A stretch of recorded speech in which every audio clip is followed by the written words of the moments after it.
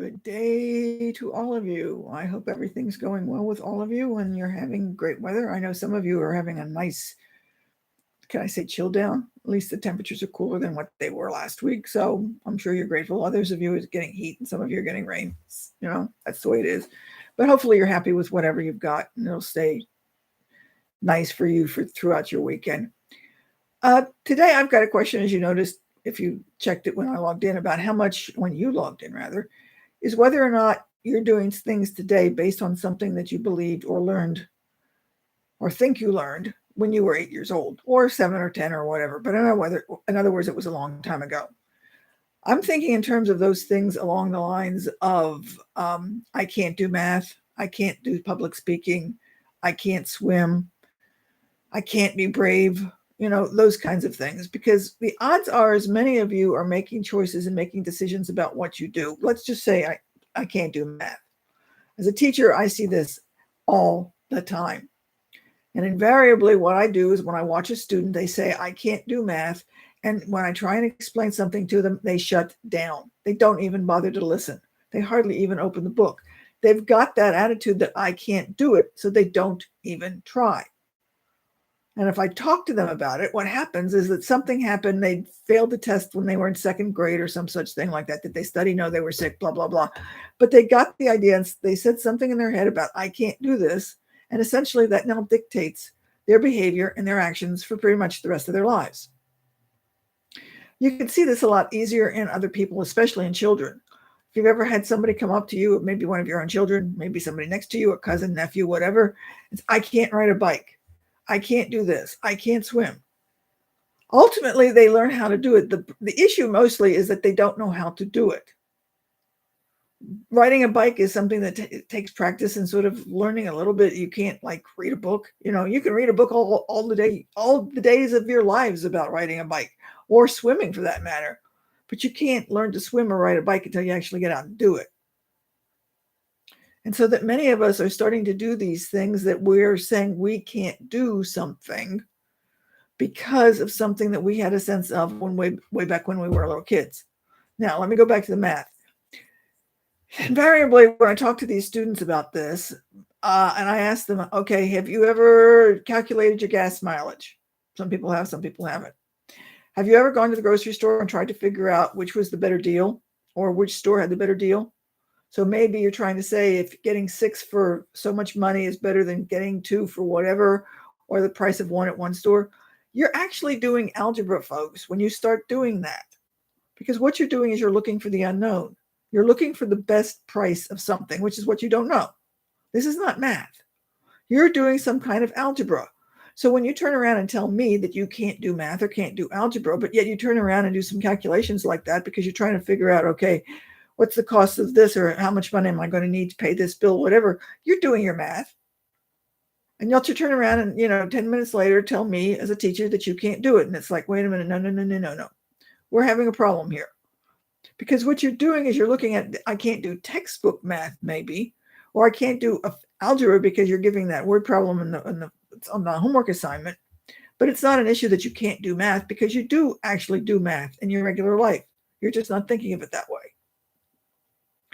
If somebody says, I can't do public speaking, they probably get up and say things in front of other people.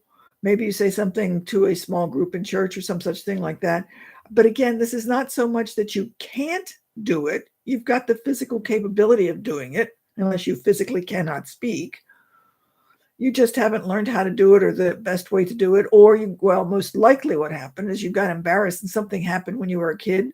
Let's just say for the scenario, now this probably didn't happen, but just go with me on this one, that you're having to get up in front of a class and say something, and at the back of the room that some kid is there as being a clown and everybody's laughing at the clown because the clown just did something, but you think they're laughing at you, and you say, I can't do public speaking, all because of something that might have happened in second grade.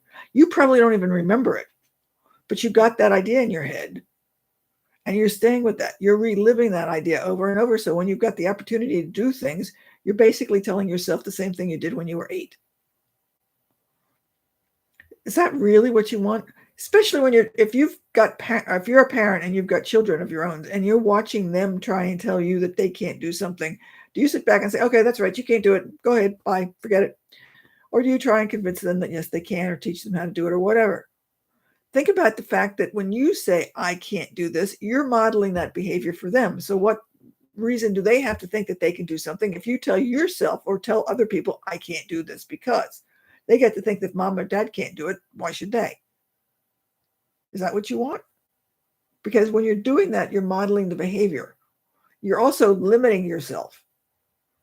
Odds are that you can do things today that you couldn't do when you were 8 or 15 or 16 simply because you didn't have the skills, you didn't have the dexterity, you didn't have the knowledge, you didn't have, in a sense, the understanding. I had a problem. Basically, I like numbers. I had a problem when I was in college and I took calculus because nobody bothered to tell me the first time I took it the purpose of calculus. They basically just came in and said, here are the problems, calculate them. It took me years to figure out, in a sense, what the purpose of calculus was. And that's doing, in a sense, like motion things and trying to calculate things that are somewhat not tangible, so to speak.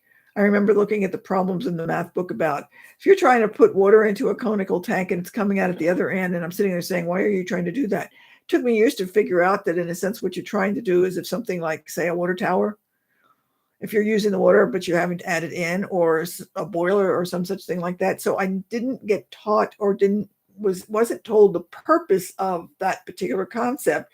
And so it was hard for me to do. Once I understood what I was trying to accomplish, it made all the difference. So when somebody just throws something at you and basically says, here, do it, you may need to know the circumstances under which you might need to do it. Say, like when I said, calculating your gas mileage is algebra. You just don't look at it that way. But it is, because you're trying to take a couple of numbers together and find the unknown, which is what algebra is, after all, right?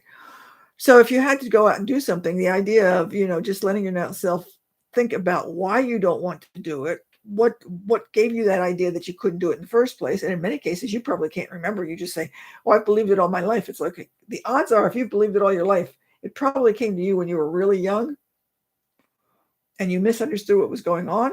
And now you're still working on that belief system that you developed maybe when you were 4. And come on, guys. You're quite more capable now than when you were 4 years old.